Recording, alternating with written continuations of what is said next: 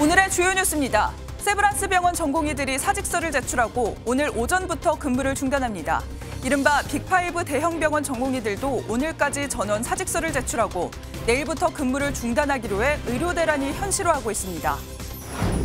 의사들의 집단 행동 움직임에 정부는 오늘 한덕수 국무총리 주재로 관계 장관회의를 엽니다. 의료 공백 최소화를 위한 비상진료 대책 등이 논의될 예정입니다.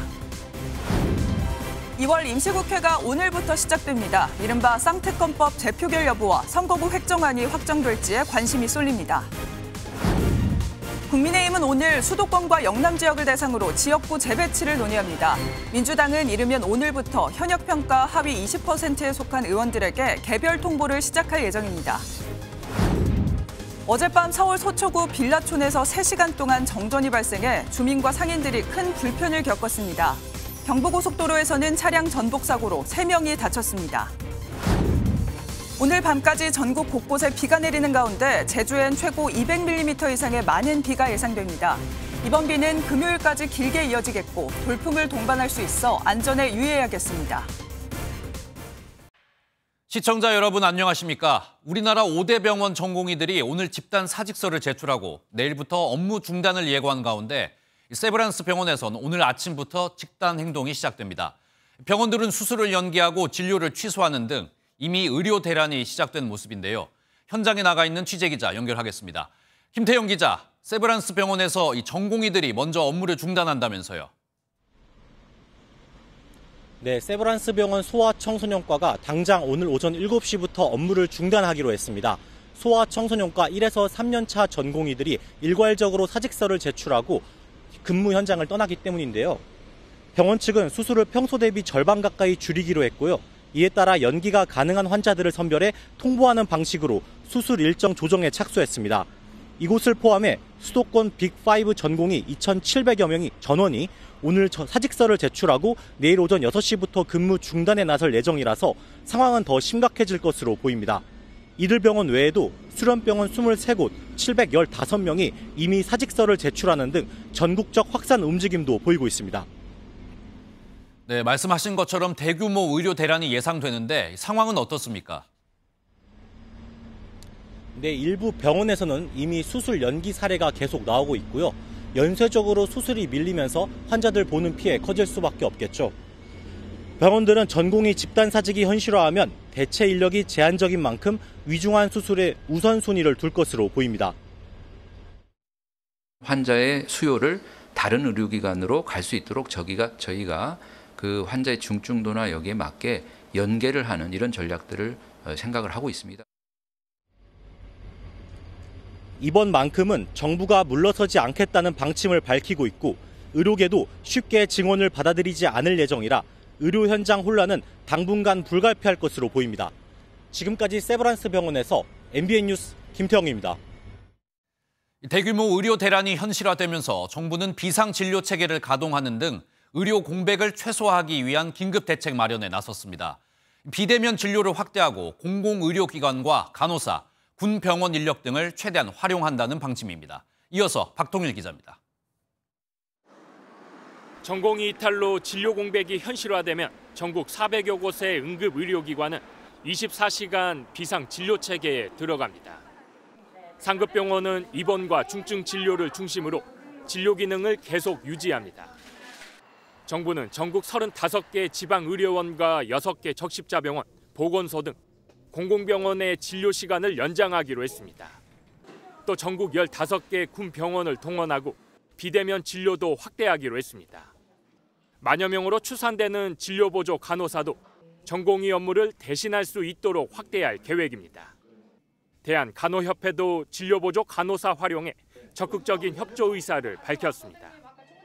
정부는 집단 행동에 나서는 의사들에게 원칙에 따라 엄정 대응하겠다는 입장을 고수했습니다.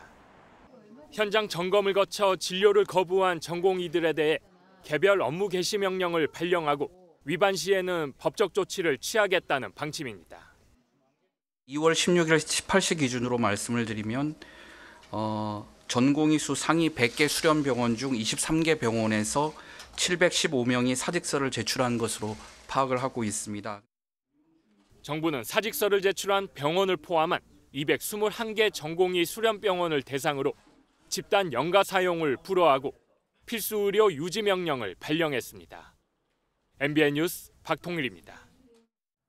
한덕수 국무총리는 국민의 생명을 볼모로 삼으면 안 된다며 의사협회의 단체 행동을 경고했습니다. 하지만 의사협회는 곧장 반박문을 내며 반발했는데요. 정부는 오늘 관계장관 회의를 열고 대응 방안을 논의합니다. 이한나 기자입니다. 한덕수 국무총리는 대국민 담화를 발표하고 집단 사직서를 제출하겠다는 전공의들에게 국민의 생명과 건강을 볼모로 삼아서는 안 된다고 말했습니다. 의료 공백이 벌어지면 그 피해는 고스란히 국민들에게 돌아가게 됩니다. 이는 국민의 생명과 건강을 볼모로 삼는 있어서는 안 되는 일입니다. 한 총리는 2035년에는 의사가 15,000명이나 부족할 것으로 보인다며 의대 정원 확대를 늦출 수 없다고 강조했습니다. 의료계와 언제든지 대화할 준비가 돼 있다고 말한 한 총리는 2028년까지 10조 원 이상을 투입해 필수 의료 수가를 올리고 의료 사고 처리 특례법도 제정하겠다고 약속했습니다.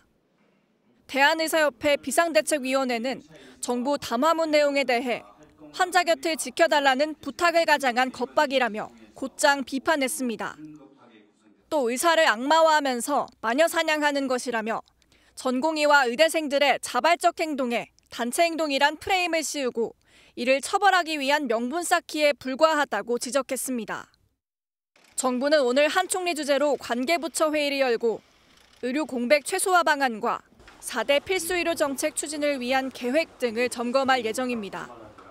MBN 뉴스 이한나입니다. 앞서 보신 것처럼 이렇게 정부와 의료계의 갈등이 깊어지면서 정말 의료 대란이 오지 않을까 하는 우려도 점점 커지고 있습니다. 환자도 보호자도 불안감에 걱정이 늘고 있습니다. 한여의 기자가 취재했습니다. 어머니가 편도암 3기로 병원에 입원한 김미경 씨는 불안한 하루하루를 보내고 있습니다. 운 좋게 지난 목요일에 수술은 했지만 조기 퇴원을 시키지는 않을까 하는 걱정 때문입니다. 손이 부족하다고 해서 만약에 조기 퇴원을 시킨다 하든지 안 좋은 쪽으로 될까 봐.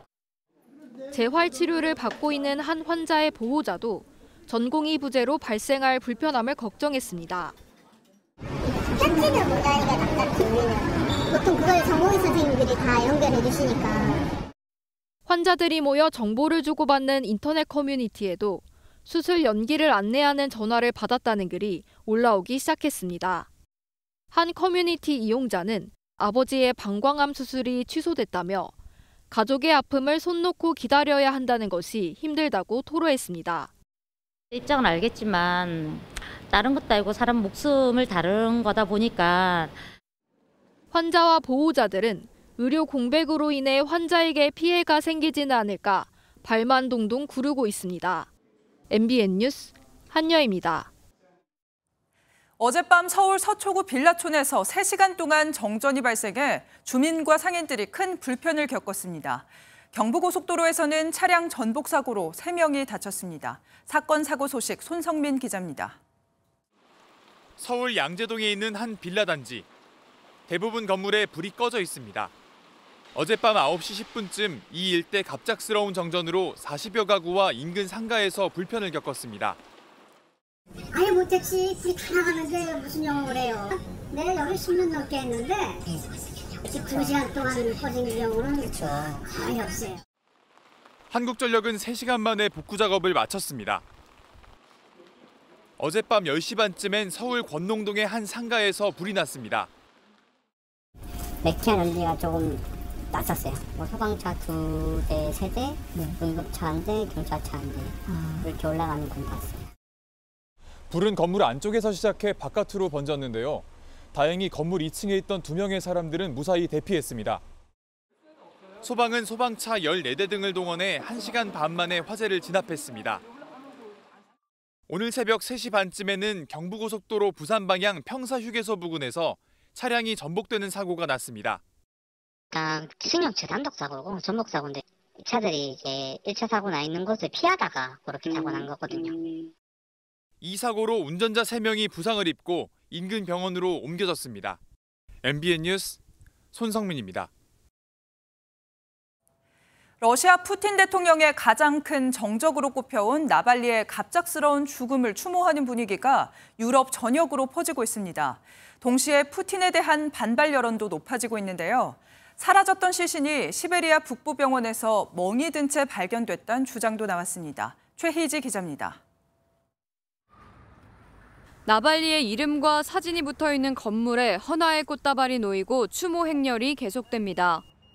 추모와 함께 푸틴을 비난하는 시위 행렬도 생겨났습니다. 분홍색 복면을 쓴 사람들이 살인자라는 배너를 들고 헌화가 놓인 거리에 나왔고 푸틴은 살인자라는 깃발도 있습니다.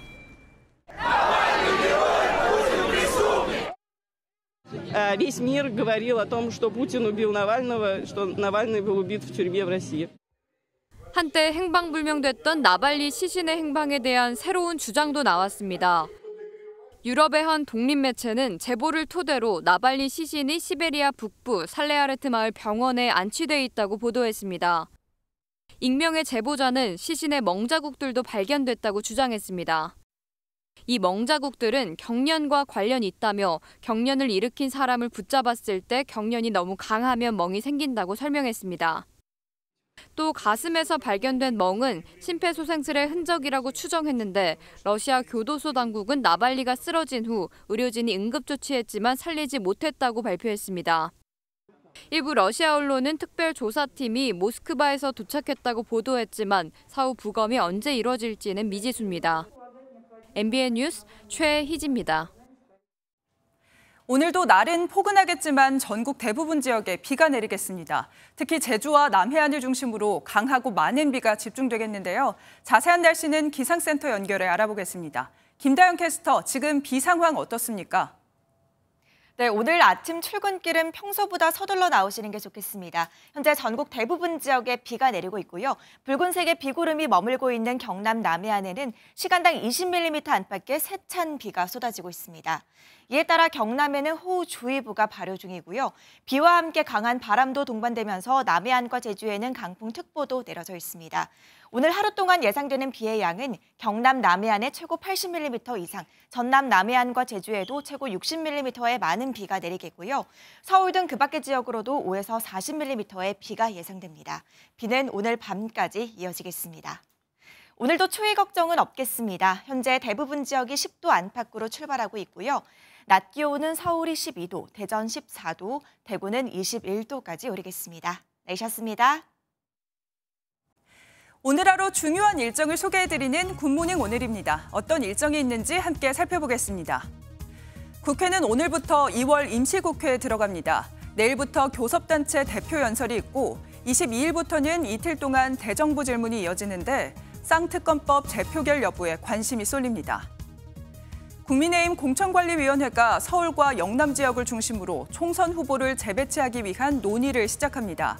더불어민주당 공천관리위원회는 현역 의원에 대한 평가 결과를 바탕으로 오늘부터 하위 20% 대상자들에게 개별 통보를 시작할 방침입니다. 이준석 개혁신당 공동대표가 오늘 관훈클럽 초청 토론회에 참석해 신당 내홍에 대한 입장을 밝힐 걸로 보입니다. 최고위원회의에서는 선거운동 주도권과 배복주 전 정의당 부대표의 공천 배제 문제 등을 논의할 전망입니다. 지금까지 굿모닝 오늘이었습니다. 1,000억 원이 넘는 혈세가 투입돼 운영 중인 월미 바다 열차가 해마다 적자에 허덕이면서 애물단지가 되고 있습니다. 지자체 재정에 악영향만 끼치는 답답한 상황이 이어지고 있는데요. 이재호 기자가 현장 취재했습니다. 월미 바다역에서 월미 공원역 등 4개 역 6.1km 구간을 운행하는 월미 바다 열차입니다. 안전상의 이유로 10년간 멈춰있던 이 열차는 우여곡절 끝에 지난 2019년 개통했습니다.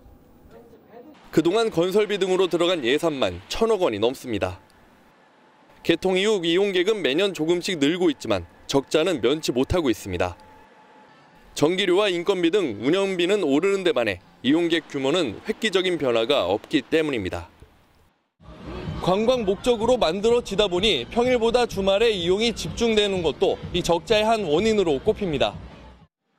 관광을 위해 만든 열차임에도 주차장과의 접근성 등 편의성 부분에 아쉬움도 많습니다. 끝나는 데가 이쪽 근처가 아닌 것 같더라고요. 보통은 주차장 여기다가 차를 대고 가는데 저기서 끝난다 그러면 다시 일로 와야 되고 뭐 이러니까. 인천시와 교통공사는 적자 해소를 위해 전문가들로 구성된 TF팀을 꾸려 개선 방안을 찾고 있습니다. 하지만 눈덩이처럼 쌓이고 있는 적자 문제가 해결되기 전까지는 주민 혈세가 계속해서 투입될 상황입니다. MBN 뉴스 이정우입니다. 101층짜리 초고층 건물인 부산 LCT 전망대에서 외국인으로 보이는 남성 2명이 낙하산을 메고 뛰어내렸습니다. 지난 2019년에도 비슷한 일이 있었는데 경찰은 이 남성들의 뒤를 쫓고 있습니다. 추성남 기자입니다. 러시아 남성 2명이 옥상 난간으로 올라가더니 거침없이 뛰어내립니다. 잠시 뒤 낙하산이 펼쳐지고 여유롭게 주위를 둘러보며 동영상을 촬영합니다. 이들은 이곳 말고도 또 다른 고층 빌딩 2곳에서도 뛰어내렸습니다.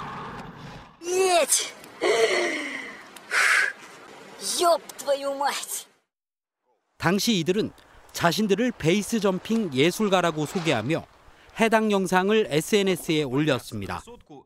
이들에게는 출국 정지 조치가 내려졌고 건조물 침입죄로 벌금 500만 원을 낸 뒤에야 출국했습니다. 그런데 지난 15일 LCT에서 누군가 낙하산을 메고 뛰어내렸다는 112 신고가 들어왔습니다. 경찰이 현장에 출동했지만 이미 사라진 뒤였습니다. 지난 2019년 LCT에서 뛰어내렸던 러시아인과 동일 인물인지는 확인되지 않았습니다. 아직 현재 동선 추적하고 있는데 실은 확인해봐야. 경찰은 이들이 전망대가 조성된 99층에서 뛰어내린 것으로 보고 외국인 추정 남성 2명의 행방을 쫓고 있습니다. 외국에서는 무단 등반이나 낙하를 하면 실형을 선고받지만 우리나라는 벌금형에 그쳐 이 같은 사례가 반복된다는 지적이 나오고 있습니다. MBN 뉴스 추성남입니다.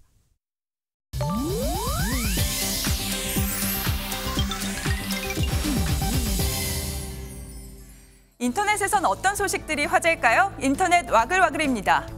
배우 송혜교 씨가 악령을 퇴치하는 수녀로 변신해 스크린에 복귀합니다. 송혜교 씨는 권혁재 감독이 연출하는 영화 검은 수녀들에 출연하는데요. 2015년 개봉한 장재현 감독의 검은 사제들의 두 번째 이야기로 강력한 악령에 사로잡힌 소년을 구하기 위한 사람들의 이야기를 그렸습니다. 극중 송혜교 씨는 강한 의지와 거침없는 행동으로 소년을 구하려는 윤희아 수녀 역을 맡았습니다. 또 전여빈 씨와 이진욱, 허준호, 문우준 씨가 송혜교 씨와 각각 호흡을 맞추는데요. 캐스팅을 모두 확정짓고 곧 본격 촬영에 돌입합니다. 오랜만에 스크린에 복귀하는 송혜교 씨, 어떤 새로운 캐릭터로 팬들과 만날지 기대되네요. 2억 명이 넘는 구독자를 보유한 세계 1위 유튜버의 수입은 얼마일까요? 미국 유튜버 미스터비스트가 미국 시사주간지 타임을 통해 연수입이 약 6억에서 7억 달러, 우리 돈 8천억에서 9천억 원대라고 밝혀 놀라움을 자아냈습니다. 하지만 자신은 아직 부자가 아니라며 이 돈을 모두 콘텐츠 제작 등에 재투자한다고 말했는데요. 만드는 동영상이 대부분 대규모 세트를 매번 맨 땅에서 새로 제작해야 해서 비용이 많이 든다고 합니다. 수백 명의 직원과 함께 일하면서 15분짜리 영상을 제작하기 위해 12,000시간 동안 촬영할 정도로 공을 들인다는데요. 최다 조회수를 기록한 건 드라마 오징어 게임을 모방해 촬영한 영상으로 조회수가 5억 7천만 회가 넘었습니다. 골프 황제 타이거 우즈가 10개월 만에 복귀전에서 다시 기권하면서 누리꾼들의 걱정을 샀습니다. 우즈는 지난 주말 미국 프로골프 투어 중 경기위원을 불러 기권 의사를 밝혔는데요. 이날 아픈 기색이 역력한 데다 한때 구급차까지 긴급 출동했는데 원인은 감기 증세였다고 합니다. 우즈의 측근은 독감 가능성이 있다는 의사의 진단이 있었다고 전했는데요. 다만 지난 2021년 교통사고로 부상을 입어 지난해 수술을 받은 발목 문제는 아닌 걸로 알려졌습니다. 앞서 우즈는 지난해 4월 메이저 대회 마스터스 대회 도중 기권한 뒤 발목 수술을 받고 복귀를 준비해 왔는데요. 다행히도 이번에 큰 부상은 아니었네요. 인터넷 와글와글이었습니다. 정치권 소식으로 이어가겠습니다. 국민의힘이 대구와 부산 지역 단수 공천을 확정했습니다. 윤석열 대통령의 측근인 주진우 전 대통령실 비서관의 공천이 가장 큰 화제였는데요. 윤재옥 원내대표도 경선 없이 본선에 직행했습니다. 정태진 기자가 정리했습니다. 대통령실 출신 인사가 처음으로 보수 텃밭에 공천됐습니다. 윤석열 대통령의 최측근으로 분류되는 주진우 전 대통령실 법률비서관으로 부산 해운대갑 본선에 직행하게 된 겁니다. 이승환 전 행정관도 서울 중랑을에 단수 공천되면서 지금까지 용산 출신 참모는 전희경 전 정무비서관을 포함해 3명이 낙점됐습니다. 단수 기준에 해당함에도 불구하고 그 출신에 따라서 굳이 역차별을 받아야 될 이유는 없다고 생각합니다. 부산에선 김도읍 의원, 대구에선 윤재옥 원내대표와 추경호 전 경제부총리, 강원에선 박정하 수석대변인과 유상범 의원의 공천이 확정됐습니다. PK 격전지인 낙동강 벨트 출마를 수용한 서병수, 김태호, 조혜진 의원은 전략 공천됐습니다. 반면 김기현 전 대표와 친윤계 핵심 권성동 의원, 오선의 주호영 의원 등은 단수 공천에서 제외되면서 치열한 경선을 예고했습니다. 부산 인력들이 경합되는 데는 굉장히 좀 고민을 하게 됐고요. 지금부터 이제 방정식이 고차 방정식으로 이제 들어가고 있어가지고 난상 토론을 좀 할 것 같아요, 위원들이. 공관위 핵심 관계자는 MBN에 나머지 경선 지역은 사실상 의견을 다 모았고 오늘 결론 낼 것이라며 우선 추천 지역과 인력 재배치 논의를 이어갈 계획이라 밝혔습니다. MBN 뉴스 정태진입니다. 더불어민주당은 범진보 진영과 연대 협상을 곧 매듭짓겠다고 밝혔습니다. 참여를 제안받은 녹색정의당은 비례정당엔 불참하는 대신 지역구 연대를 제안했는데 민주당은 당장 논의하자며 빠르게 화답했습니다. 표선우 기자의 보도입니다. 진보당과 새진보연합 등 범진보 진영과 선거 연대 협상을 이어오고 있는 민주당이 비례대표 추천과 지역구 연합 등 연대 방식을 곧 매듭짓기로 했습니다.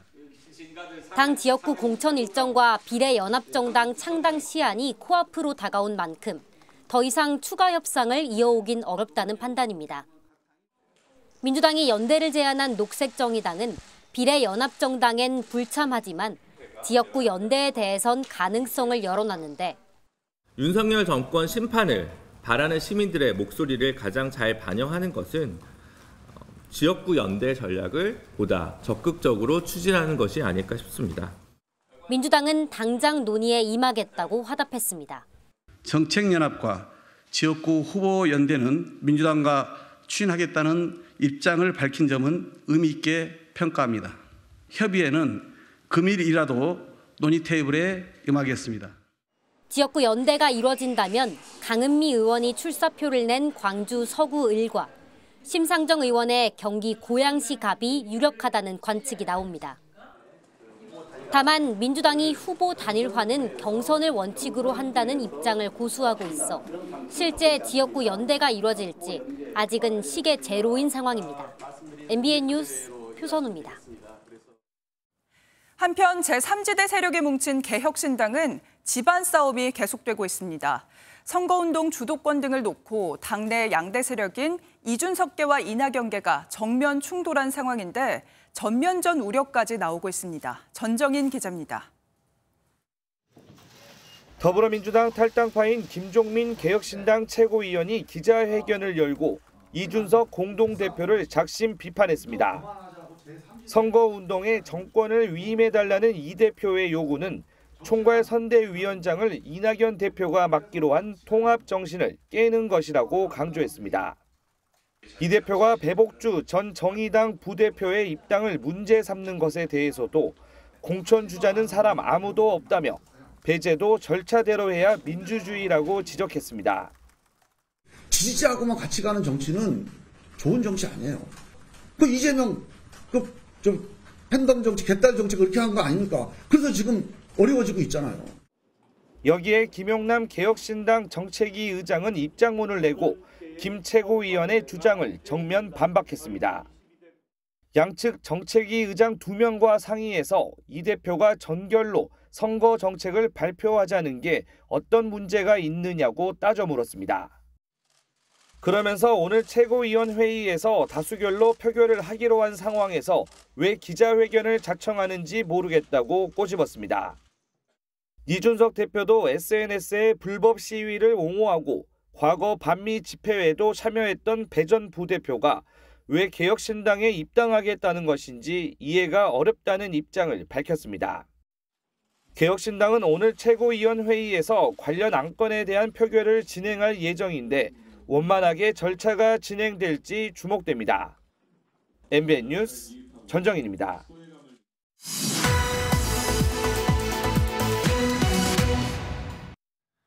여야 모두 공천 작업이 반환점을 돌면서 대진표가 하나둘 완성되는 모습입니다. 국회팀 민지숙 기자와 자세한 내용 짚어보겠습니다. 어서 오십시오.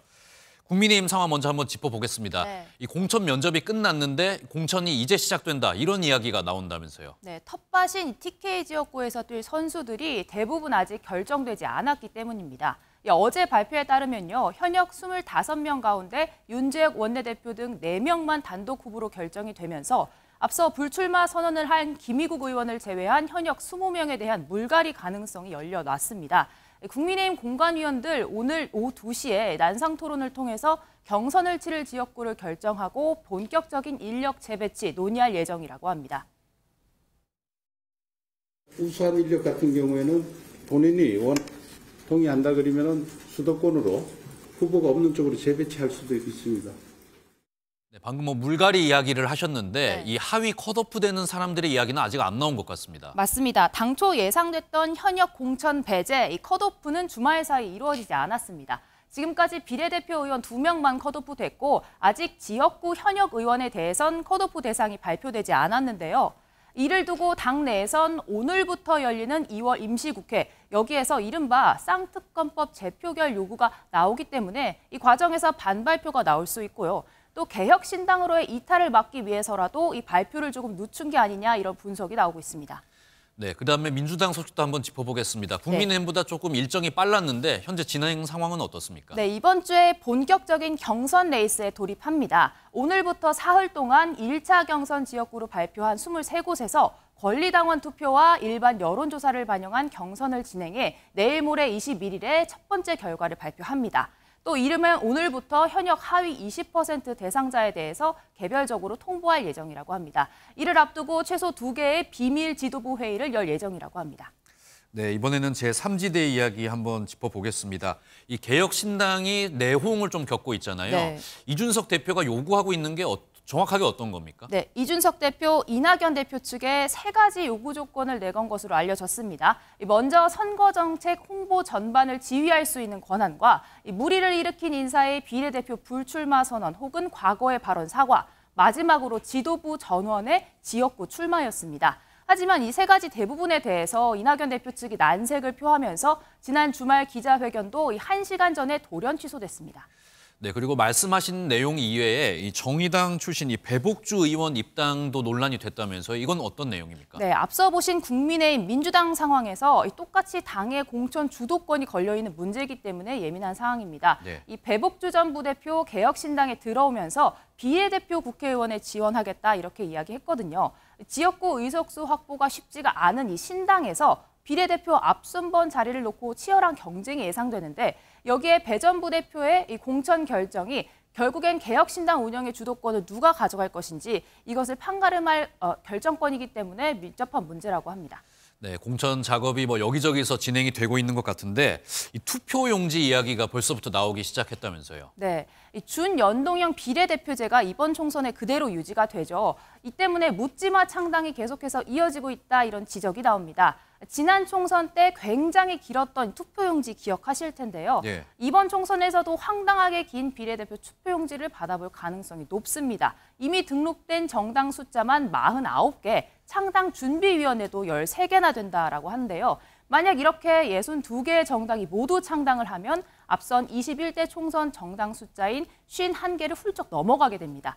만약에 이들이 모두 비례대표 후보를 낸다면 정당 투표용지 길이 최대 80cm가 넘어갈 것으로 보입니다. 네, 이번 선거에서도 투표용지 때문에 많은 이야기가 나올 것 같습니다. 오늘 말씀 여기까지 듣겠습니다. 지금까지 국회팀 민지숙 기자였습니다. 소아암은 전체 암 발생 중 1%의 적은 비중을 차지하지만 영유아 사망 원인 1위일 정도로 치명적입니다. 아이들은 의사 표현이 서툴기 때문에 발병 사실을 빨리 알아차리기 어렵고 단순한 몸살 정도로 생각하기 쉬워 세심한 관찰이 필요합니다. 보도에 전남주 기자입니다. 올해 4살이 된 민수는 한 평이 채 안 되는 공간에서 투병 생활을 하고 있습니다. 최근 소화불량과 변비, 구토 등의 증상이 지속적으로 나타나면서 단순 소화기 질환으로 의심했지만 정밀 검사를 받고 나서 소아암의 일종인 뇌종양 진단을 받았습니다. 약간 말이 야오늘해진다던가 조금 갑자기 그냥 뛰다가 푹푹 쓰러지는 현상이 있어서 그냥 아직 운동신경이나 이런 게 발달을 안 했으니까 벌어지는 일이겠지. 계단을 내려가는데 어느 순간 얘가 엉덩 방아를 찌면서 이렇게 미끄럼틀 타듯 내려가는 거예요. 영유아기 아이들은 의사 표현이 서툴고 성인과 달리 암 검사를 하지 않기 때문에 소아암 조기 발견이 어렵습니다. 5세 이하 아이들의 표현력의 한계, 또 어떤 인지력의 한계가 있습니다. 조기 진단이나 이런 게 어렵기 때문에 우리가 발생률이나 이런 걸 따질 때 모든 아이를 주기적으로 검사한다 이런 건 현실적이지 않죠. 보건복지부 자료에 따르면 소아암 환자는 최근 3년간 연평균 947명이 발생했는데 영유아 사망 원인 1위를 차지하고 있습니다.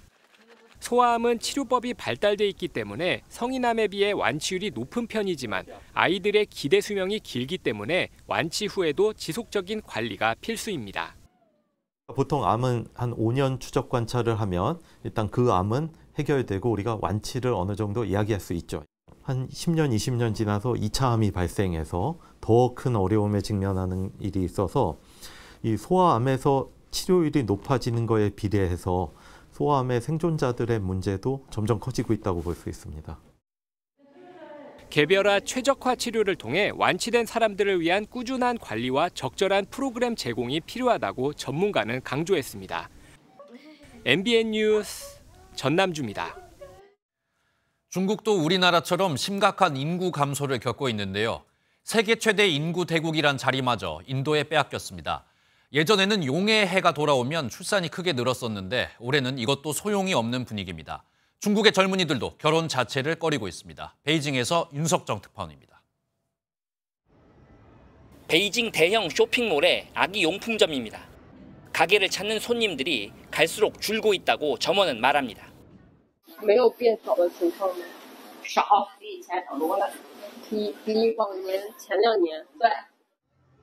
예전부터 중국, 싱가포르 등 동아시아 국가에서 용은 상서로운 동물로 받아들여집니다. 이런 이유로 이 지역에선 드래곤 베이비라고 불리는 용띠 해마다 신생아가 느는 현상이 반복되고 있다고 파이낸셜 타임스는 보도했습니다. 하지만 올해는 그런 현상을 기대하기 어려워 보입니다. 불안한 경제 상황, 고령화 사회, 코로나19 팬데믹 등이 그 이유입니다. Right now, many young people are telling us they simply don't have the confidence for their economic futures to be able to raise a child in this economic and political climate.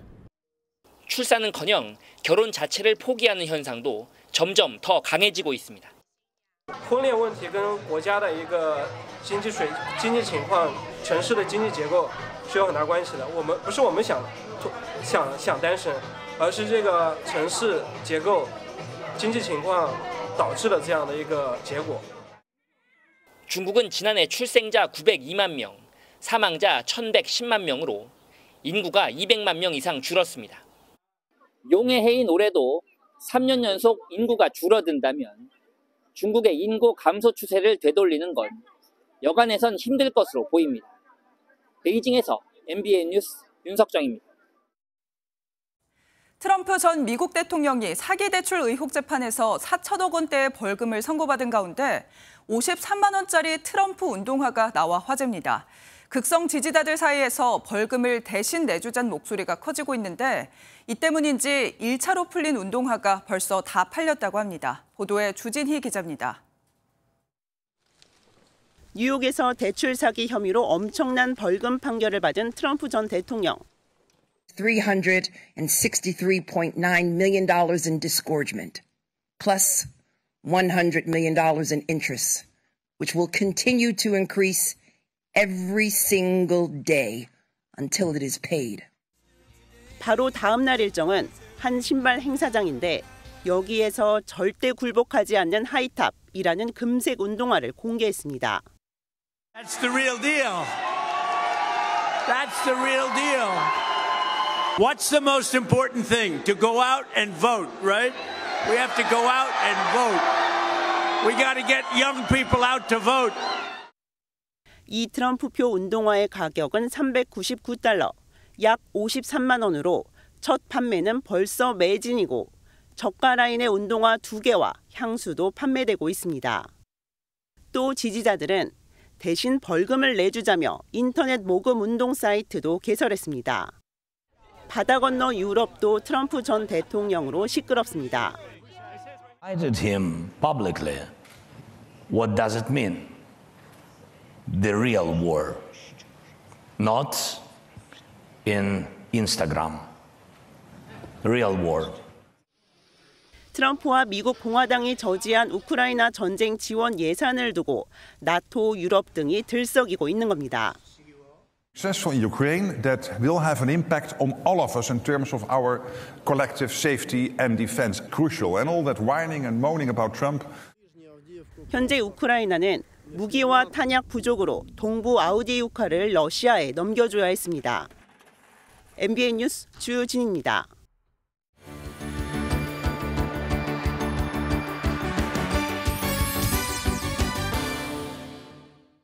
굿모닝 월드입니다. 화려한 색감으로 사람들의 눈길을 사로잡는 그래피티 아트. 빈민촌가가 이 그래피티 아트로 채워졌습니다. 브라질로 가보겠습니다. 브라질의 한 고속도로입니다. 평범해 보이지만 주위를 살펴보면 알록달록한 그림들이 벽면을 채우고 있습니다. 페인트 캔과 롤을 들고 그림을 그리는 사람들도 눈에 띄는데요. 지난해 12월부터 진행 중인 프로젝트를 하기 위해 참여한 자원봉사자들입니다. 위험하고 살기 어려운 곳으로 알려진 아베니다 지역을 그림으로 장식해 활기를 불어넣었습니다. 이들의 노고 덕분에 거리가 새롭게 재탄생하고 있는 것 같네요. 마치 화면에 필터를 끼우기라도 한 듯 온 세상이 주황빛으로 변했는데요. 모래폭풍이 찾아간 중국의 모습입니다. 영상으로 함께 보시죠. 온 세상이 주황색인 풍경이 만들어졌습니다. 중국 서부의 기차역 부근인데요. 새빨간 모래폭풍 때문에 만들어진 풍경입니다. 거센 모래폭풍으로 앞을 보기도 쉽지 않은데요. 실제로 도시의 가시거리가 50m 미만으로 떨어지면서 일부 도로는 차량 주행이 금지되기도 했습니다. 서 있는 사람들이 보이긴 하지만 견디기 쉽지 않아 보이네요. 잃어버렸던 물건을 다시 찾는 일은 이루 말할 수 없이 기쁘죠. 무려 51년 만에 주인 품으로 돌아간 물건이 있습니다. 무엇일지 화면으로 만나보시죠. 약간은 손상된 모습의 기타 하나. 비틀즈의 멤버 폴 맥카트니의 기타입니다. 51년 전에 도난당했다가 이제야 발견돼 반환됐다고 합니다. 노팅힐 영화로 유명한 영국의 노팅힐에서 도난을 당했었다고 하는데요. 목 부분의 균열, 교체가 필요한 손상된 브릿지 등 세월의 흔적이 고스란히 담겨 있습니다. 기타의 주인 폴 맥카트니는 자신의 기타인 것을 확인한 후 관련된 모든 사람에게 매우 감사하다고 밝혔다고 하네요. 지금까지 굿모닝 월드였습니다. 계절을 가리지 않고 찾아오는 불청객, 미세먼지는 도대체 어디서 오는 걸까요? 해외에서 오는 건지 국내에 쌓인 건지 그동안 논쟁이 벌어지기도 했는데요. 국내 연구진이 미 항공우주국 나사와 손잡고 하늘과 우주에서 정답을 찾아 나섭니다. 보도에 이상협 기자입니다. 몸 길이만 48m에 달하는 세계에서 가장 큰 관측용 항공기 더글라스 DC-8입니다. 걸프스트림 항공기와 함께 국내 대기질 공동조사에 나설 미 항공우주국 소속 장비입니다. 국내 관측용 항공기 4대와 함께 오는 26일까지 집중 관측에 나섭니다. 서해와 수도권 상공에 있는 대기 오염 물질을 정밀하게 측정하기 위해서입니다. 26개의 과학 장비를 싣고 100여 종의 화학 물질을 분석할 수 있어 나르는 과학선으로 불립니다. 한반도 상공을 적어도 비행하면서 대기 오염 물질을 포집하는 역할을 맡습니다. 다만 지상에서 1km 수준의 저공 비행이 예정돼 있어 연구진은 지자체에 비행 시간을 알려 주민들이 놀라지 않도록 할 계획입니다. While things are emitted from the surface, they tend to be contained in just the lowest part of the atmosphere, maybe the lowest 1 kilometer, 2 kilometers. And as that air is mixed throughout the day, the chemistry creates different conditions at the surface. And so we need to sample the lowest part of the atmosphere. 특히 이번 조사에는 지난 2020년에 발사한 우리나라의 정지궤도 환경위성이 동원됩니다. 기존 항공 관측에다 우주의 눈까지 더해져 보다 정밀한 대기질 측정이 가능합니다. 연구진은 미 항공우주국과 함께 필리핀과 말레이시아, 태국 등 3개국 대기질 공동조사에도 나섭니다. 중요한 요인이 무엇인지 이번 캠페인을 통해서 규명을 하고요. 그 중요한 요인에 집중할 수 있도록 정책적인 지원을 할 예정입니다. 식당에서 구운 고등어부터 몽골 고원의 사막까지 아리송하기만 했던 미세먼지 출처에 대한 실마리가 잡혀가고 있습니다. MBN 뉴스 이상혜입니다.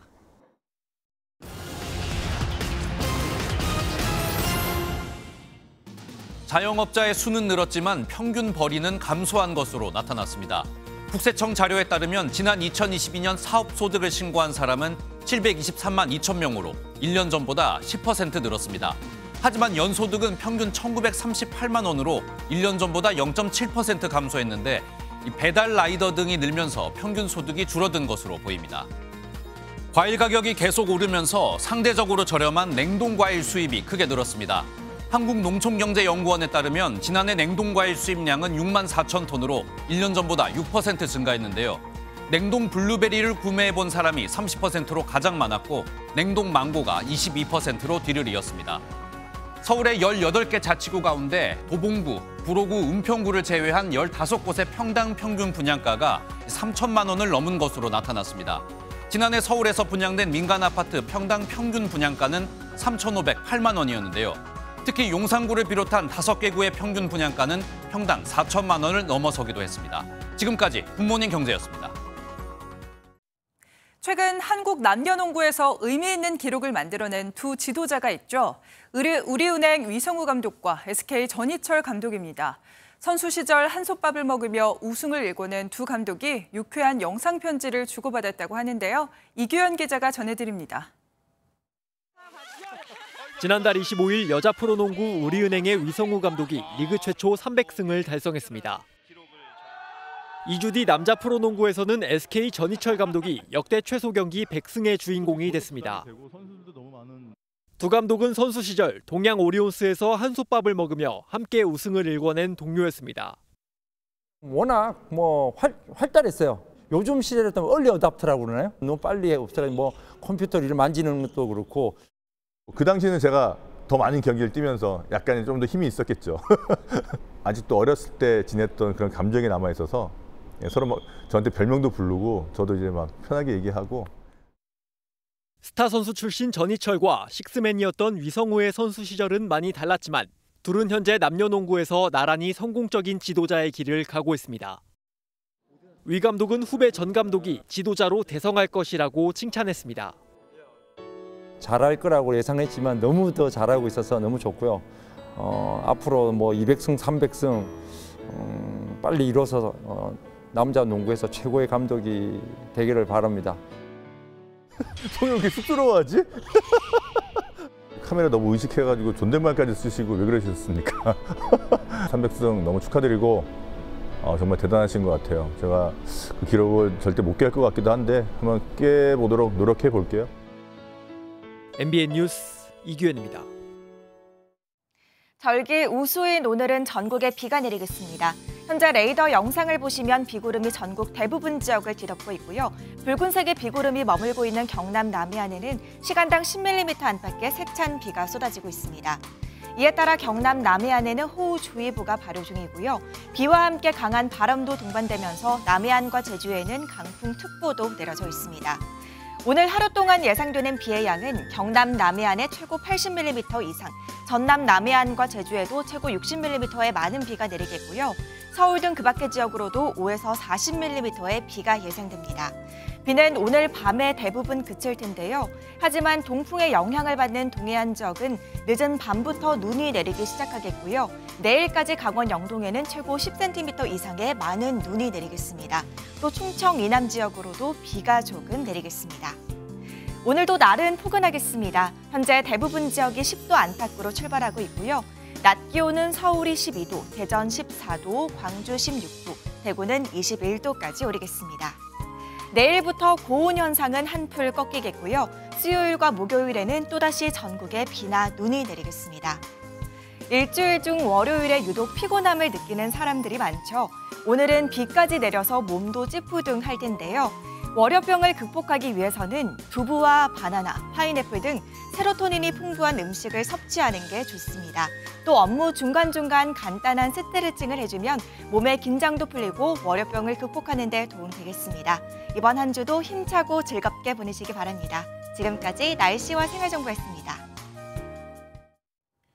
월요일 아침 굿모닝 MBN 마치겠습니다. 오늘도 좋은 하루 보내시기 바랍니다. 고맙습니다.